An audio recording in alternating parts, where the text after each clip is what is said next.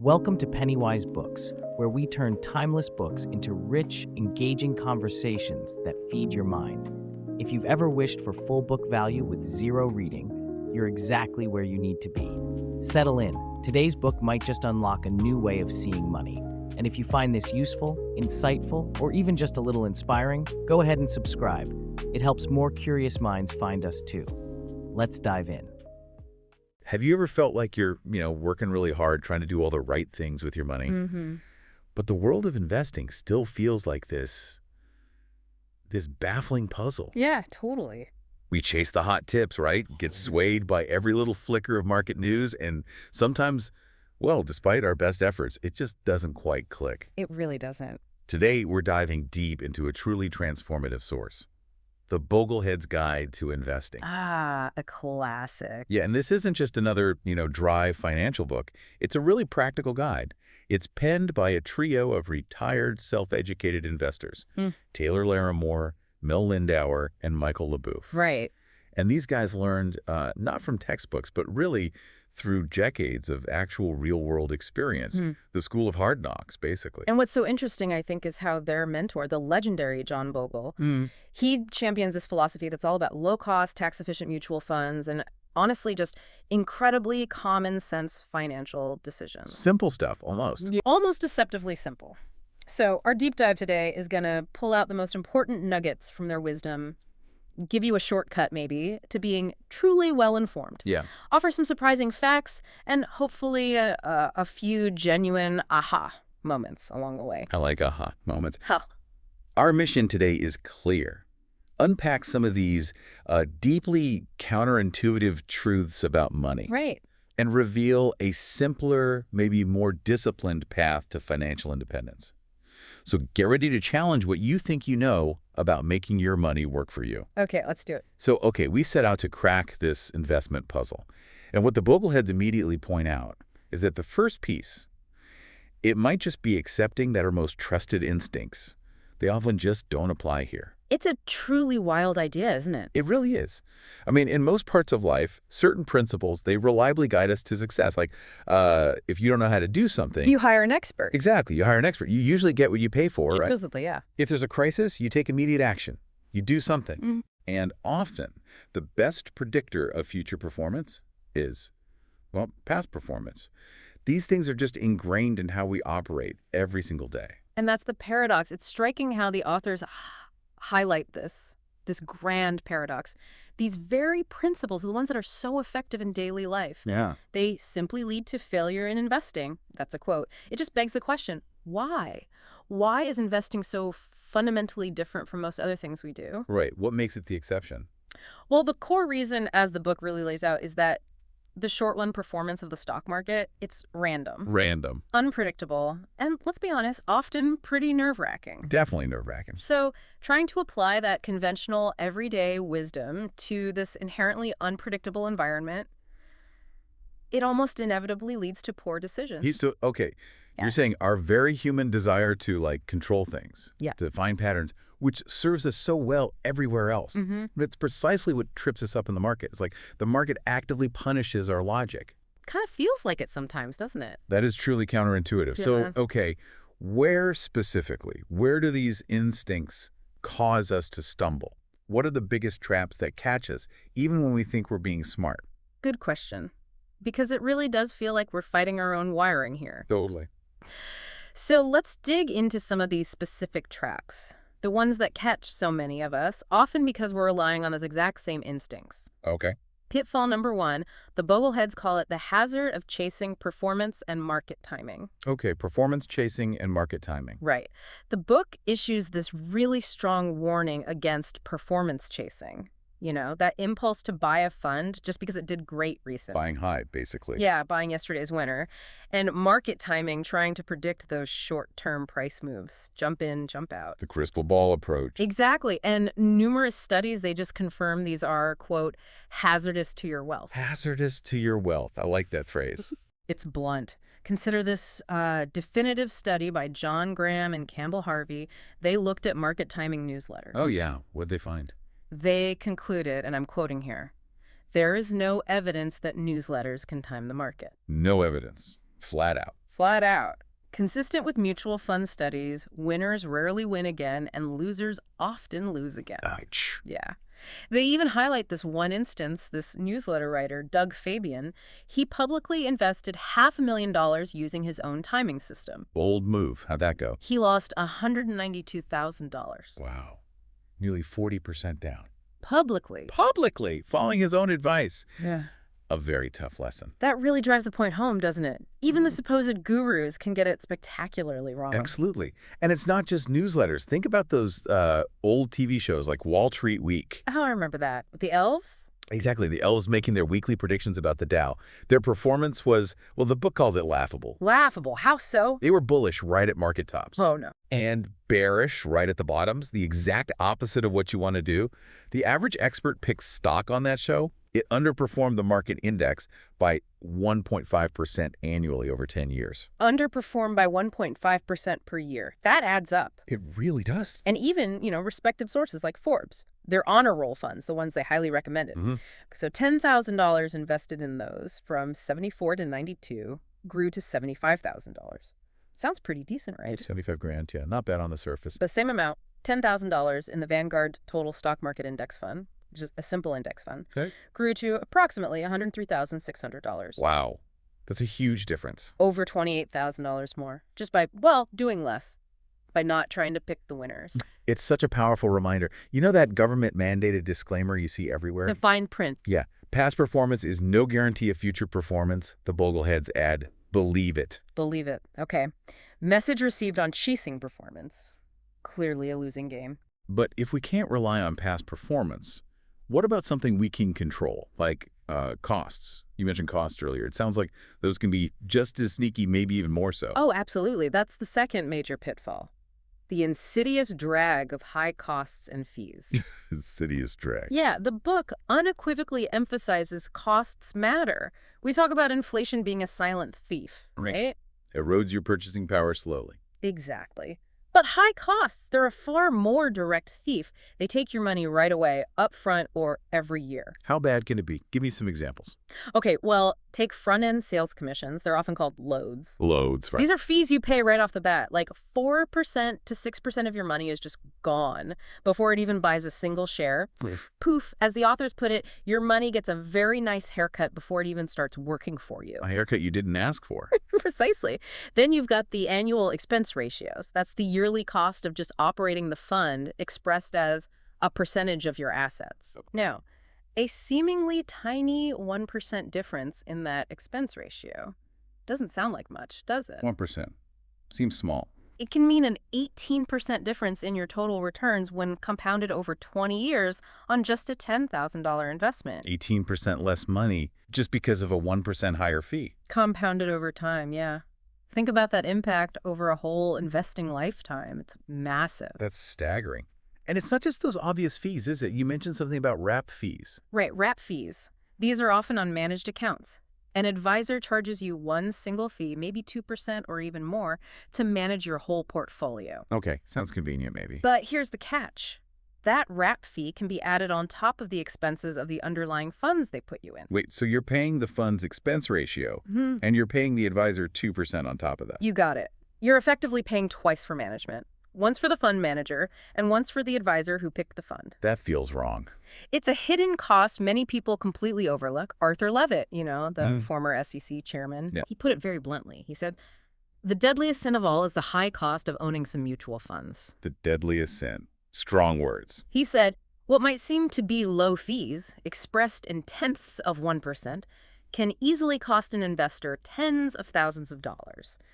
And this also includes something called tax drag. Tax drag. What's that? It's basically how much your returns get reduced by taxes on capital gains and dividends inside the fund before you even see the money. Oh, okay. Taxes the fund has to pay. Right. One study showed the average equity mutual fund returned 5.4% before taxes, but only 3.7% after taxes. That's an annual drag of 1.7%. Another hidden haircut. Year after year, these things just chip away at your returns. Costs and taxes, they really, really matter. Okay, so let's say we get it. We avoid chasing hot funds. We cut our costs way down. Yeah. Huge steps, right? Huge. But what about us? Our own psychology. You mentioned emotions earlier. Those can be incredibly powerful forces, especially when our hard-earned money is on the line. You've hit on probably the most crucial point for many investors, the field of behavioral economics. Kahneman and Tversky, right? Exactly. Pioneered by psychologists Amos Tversky and Daniel Kahneman. It clearly shows people just don't always make rational financial choices. We're not calculators. Definitely not. When it comes to investing, you absolutely positively need to, quote, check your emotions at the door. Easier said than done, maybe. Much easier said than done. But acting on those emotional impulses, fear, greed, panic, it will likely lead you down a path that could severely damage your financial future. Let's get some common emotional traps. Okay, lay 'em on him. First one, overconfidence. Thinking we're smarter than average. Exactly. The belief that we're above average drivers, or in this case, investors, even when statistics clearly say most of us aren't. We all think we're the exception. We do. Get this. The Mensa Investment Club. You know, Mensa, the high IQ society. Yeah, smart people. Super smart people. Their investment club, despite the members' high IQs, averaged only 2.5% returns over 15 years. 2.5%. Seriously. What did the market do? Over the same period, the S&P 500, just the broad market index, returned 15.3%. Wow. That Mensa Club example is humbling. It just shows that even the certified geniuses aren't immune to thinking they can outsmart the market. And it's not just clubs. Even Nobel Prize-winning economists. Dole winners. Yeah, involved in that famous hedge fund long-term capital management. Oh, LTCM. I remember that collapse. Exactly. They lost billions. Why?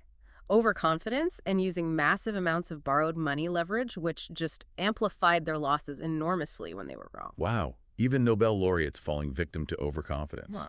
That's a stark reminder that raw intelligence doesn't guarantee investment success at all. Not even close. So, okay, what's another one of these emotional landmines? Yummy. Second, loss aversion. The fear of losing. Yeah, the pain of losing money feels much stronger than the pleasure of gaining the same amount.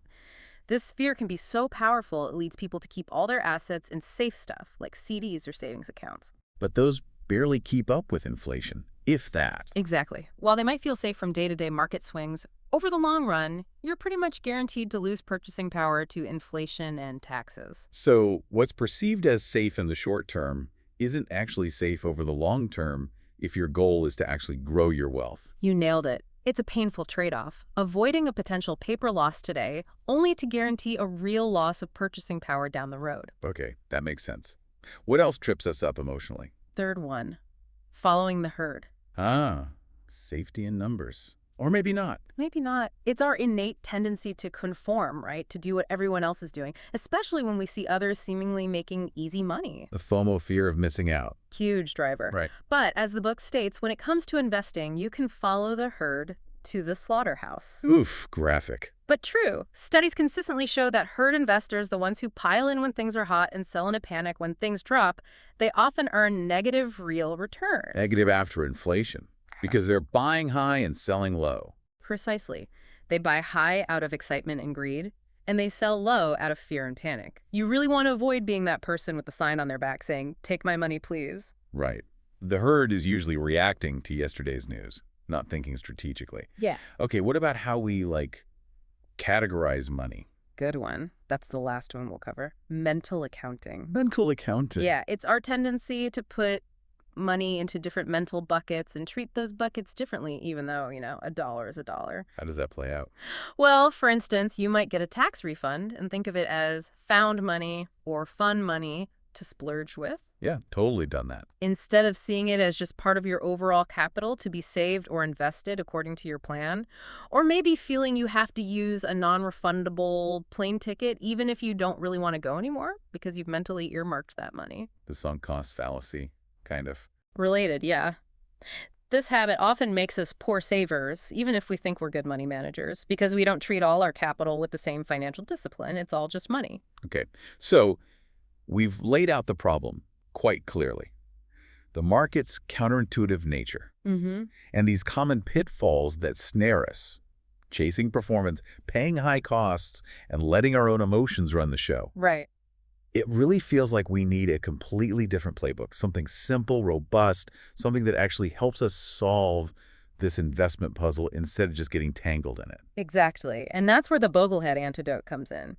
The book's answer is profound, really, in its simplicity. Quote, index investing takes very little investment knowledge, no skill, practically no time or effort, and outperforms about 80% of all investors. 80% just by indexing. 80%. The book says it's about as difficult as breathing. Breathing. Okay, I could do that. So what is index investing exactly? Simple concept. Index funds don't try to beat the market. They don't have a manager trying to pick winning stocks. Okay, so what do? They just aim to replicate the return of a broad market benchmark, like the S&P 500, or maybe the total stock market index minus a tiny, tiny fee. They essentially buy all the stocks in that index in the same proportion. So you own a little piece of everything. Pretty much. Yeah. You own the haystack, not trying to find the needle. Okay, these index funds, they sound almost too good to be true in their simplicity. What are the concrete advantages? Why are they so powerful for the everyday investor? The advantages are really compelling, and they directly address those pitfalls we talked about. First, no sales commissions, usually. No loads. Your full investment goes to work immediately. No haircut. Good start. Second, incredibly low operating expenses, those expense ratios. Many index funds are under 0.5%, some even way lower. That makes a huge difference over time, as we saw. Right, minimizes that cost drag. Third, they're inherently tax efficient. Because they're not constantly buying and selling, trying to time the market, they have low turnover. Less trading means. Fewer taxable capital gains passed along to you each year. Lower tax drag. Got it. And finally, you don't have to worry about style drift. That's when an active fund manager changes strategy, maybe starts buying different kinds of stocks than they said they would. An index fund just tracks its index. Predictable. Low cost, tax efficient, simple, predictable. Pretty much sums it up. And remember that stat from John Bogle? Of the 355 equity funds that existed back in 1970, only 169 even survived until 1999. And out of those survivors, only 9 actually beat the S&P 500 index. Only 9 out of 355 managed to beat the average over 30 years. 9. It really, really pays to be lazy, or maybe just smart, and just buy the index. By simply mirroring the market, you avoid that immense, almost impossible challenge of finding those few rare long-term outperformers in advance. Okay, but I hear this sometimes. People say, wait, if everyone just invests in index funds, who's left to actually, do the research and set the prices? Aren't we missing out on finding that next big thing? What does the Boglehead philosophy say to that sort of get-rich-quick idea? That's a great question, and it does come up a lot. The Boglehead answer, essentially, is that trying to find that next big thing, or trying to consistently pick stocks that will beat the market, that's exactly what leads most investors astray. Into those pitfalls we discussed. Exactly. Performance chasing, high costs, emotional decisions. The vast majority who try, they fail. The beauty, the power of index investing is that you automatically own the next big thing. How so? Because you own the entire market, or a huge slice of it. As companies grow and become more valuable, their weight in the index increases, and you benefit. You participate in the growth of the whole economy. Ah, so you don't have to guess which companies will win. Nope. You own the winners and the losers in proportion. Yeah. You're guaranteed to get your fair share of whatever the market returns. And for most people, aiming for that fair share reliably and at low cost is the most practical path to building long-term wealth. Okay, that clarifies it perfectly. It's about reliable participation in the market's growth, not speculative guessing. So step 1, embrace simple, low-cost index investing. What's next?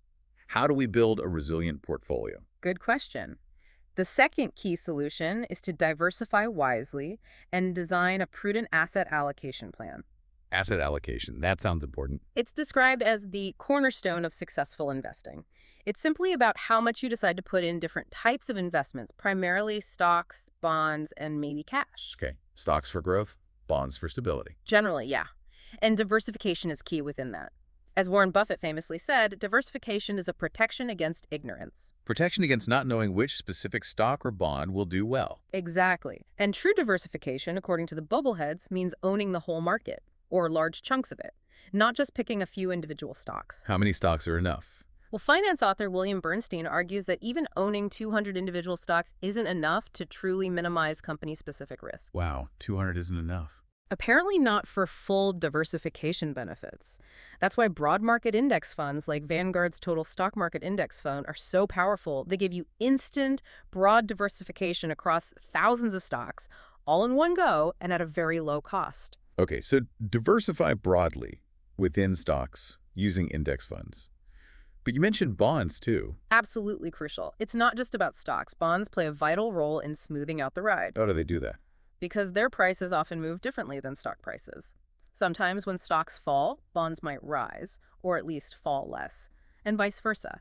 They act as a kind of ballast for your portfolio. Reduces the overall ups and downs, makes it easier to stick with the plan. Exactly. Reduces volatility. So when you're designing your personal asset allocation plan, your mix of stocks and bonds, you have to be really honest with yourself. Assess your goals, your time frame until you need the money, and critically, your risk tolerance. Risk tolerance. Yeah.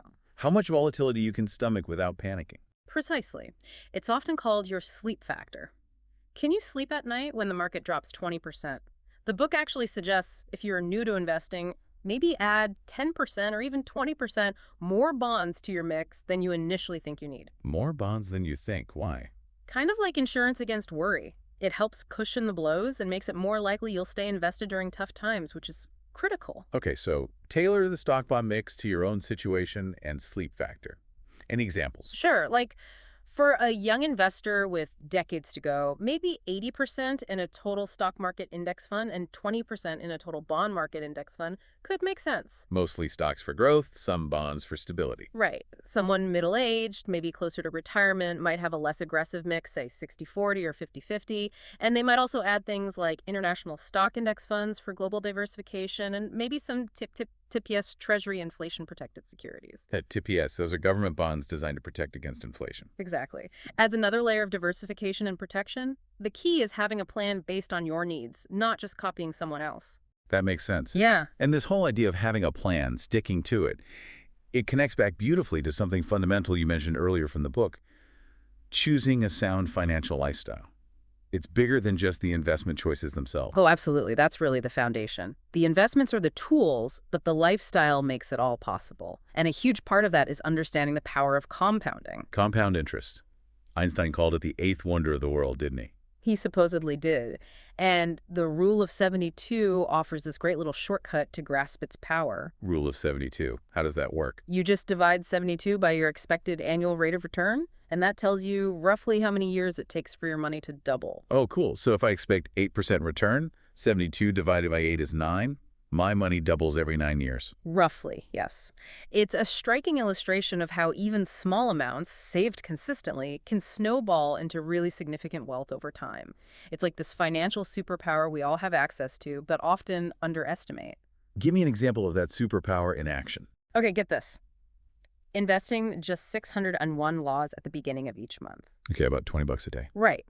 In stock index funds, averaging, let's say, a 10% annual return, over 30 years, that grows to nearly $1.25 million. Wow. From $600 a month to over $1 million. The magic of compounding, or even crazier, just 54 cents a day, saved and compounded for 65 years, can lead to over $1 million.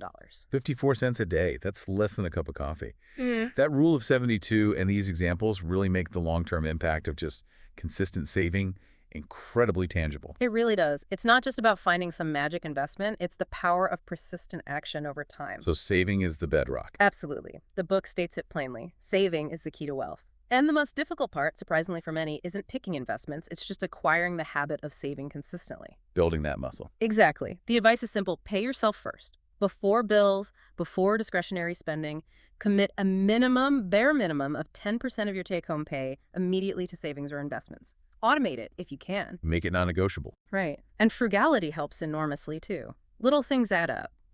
For example, the book points out, avoiding buying new cars and instead buying a reliable 3-year-old used one. Okay. That simple choice can save maybe $2,500 a year.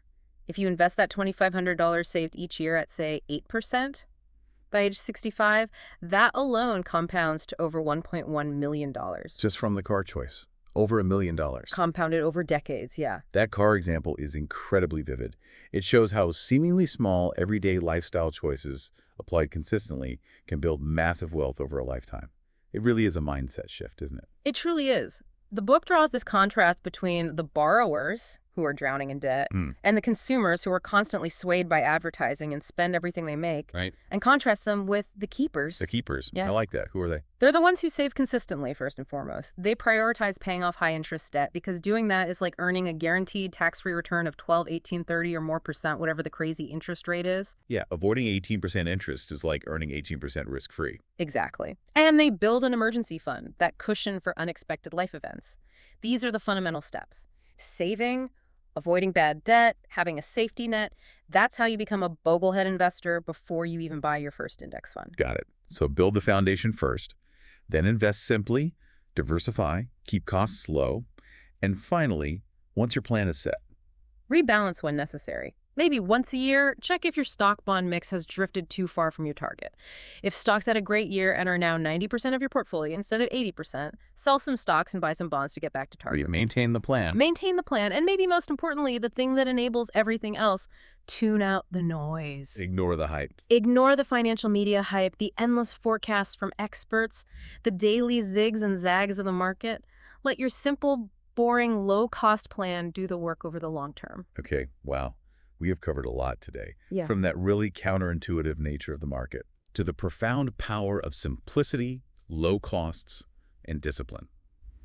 The Boglehead message seems incredibly clear. Successful investing isn't about being some kind of stock market wizard or constantly chasing the next big thing. Not at all. It feels like it's about solving that puzzle through patience and sticking to a few core, maybe even boring principles. Exactly. Boring can be beautiful in investing. It's about cultivating that sound financial lifestyle first. Starting early if you can, investing regularly, even small amounts, using those low-cost, broadly diversified index funds, keeping costs and taxes as low as possible, understanding and critically mastering your own emotions, and protecting your assets through diversification and that emergency fund. It's really about being truly well-informed and then just being disciplined enough to follow through. Discipline seems key. So as we wrap up, what's one final provocative thought for people to carry forward from this deep dive into the Boglehead way? Provocative thought. Well, maybe it's Jack Bogle's own answer to what he considered the single most important piece of investment wisdom. Okay, what was it? He said, no matter what happens, stick to your program. Stay the course. Stay the course. Simple but powerful. Incredibly simple, incredibly powerful. That simple advice helps you avoid basically all those pitfalls we spent time discussing, the performance chasing, the market timing, the emotional reactions. Right.